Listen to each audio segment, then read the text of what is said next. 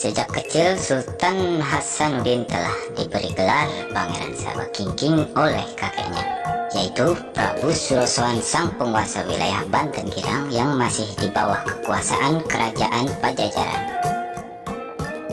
Begitu sang Prabu wafat, kedudukannya diwariskan pada putranya yang bernama Arya Surajaya atau Prabu Pucukumun. Kala itu, agama yang diakui masihlah agama kepercayaan atau Sunda Wiwitan.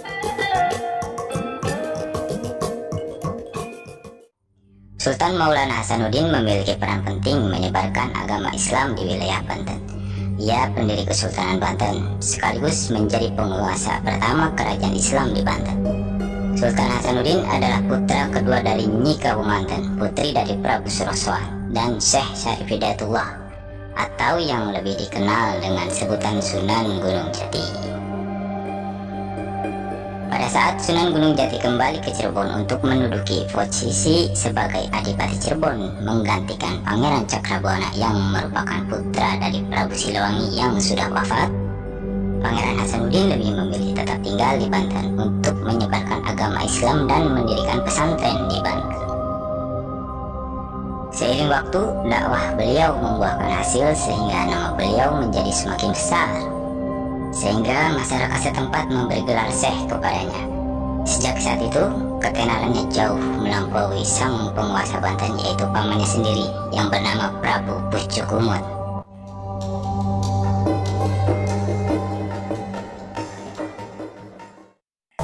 Dan sejak saat itulah, upaya Sultan Hasanuddin dalam menyebarkan agama Islam mulai mengalami hambatan.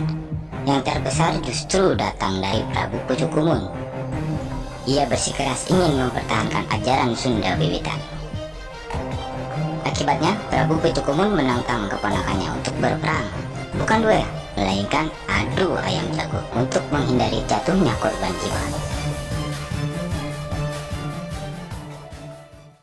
Jika ayam jago Pucukumun kalah, maka jabatannya sebagai penguasa Banten Girang akan diserahkan pada Sultan Maulana Hasanuddin.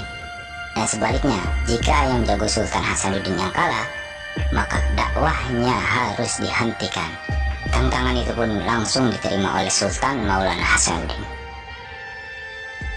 Setelah Maulana Hasanuddin bermusyawarah dengan pengawalnya, yaitu Syekh Muhammad Soleh, yang merupakan murid dari Sunan Ampel dan Sunan Gunung Jati yang memiliki kesaktian yang mumpuni.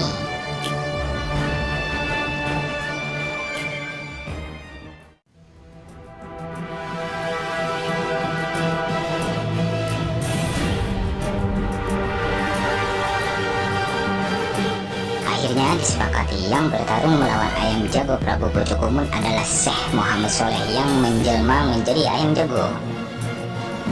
Pertarungan tersebut dilakukan di lereng Gunung Karang. Prabu Pucukumun dan Syekh Maulana Hasanuddin tidak hanya membawa ayam jago saja, melainkan membawa pasukan untuk meramaikan dan menyaksikan pertarungan tersebut. Bahkan pasukan satu sama lain membawa senjata karena untuk menghadapi berbagai kemungkinan. Prabu Pucukumun membawa golok yang terselip di pinggangnya dan tombak yang digenggamnya. Namun Syekh Maulana Hasanuddin hanya membawa sebelah keris pusaka milik ayahnya, yakni Sunan Gunung Jati yang diwarisi kepada Maulana Hasanuddin.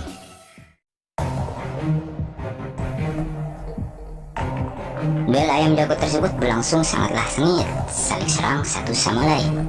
Tak hanya ayam jago saja sejatinya yang melakukan pertarungan, tetapi Prabu Pucukumun dan Sultan Hasanuddin pun bertarung secara batin. Mereka saling serang dengan ajian ilmu kanuragan yang mereka miliki, dengan mentransfer energi ke tubuh ayam jago andalan mereka.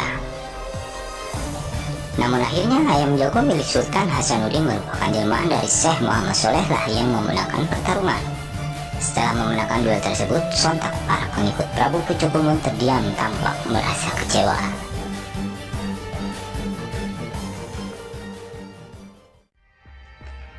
Pucukumun adalah seorang ksatria. Ia menepati janjinya dengan menyerahkan tahta kekuasaan Banten kepada Sultan Maulana Hasanuddin. Selanjutnya, ia dan para pengikutnya mengasingkan diri dan membangun perkampungan baru di wilayah pedalaman selatan Banten. Atas perintah Pucukumun, para pengikutnya diminta menjaga alam serta mengelola kawasan tersebut dengan cara para leluhur atau karuhun. Konon inilah yang menjadi awal mula orang Kanekes yang lebih dikenal dengan sebutan suku Baduy.